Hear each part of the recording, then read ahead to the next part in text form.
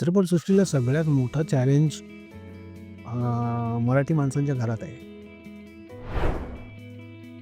आमची पिढी जी आहे आणि आमच्या नंतरची पिढी ज्यांची आता मुलं आहेत,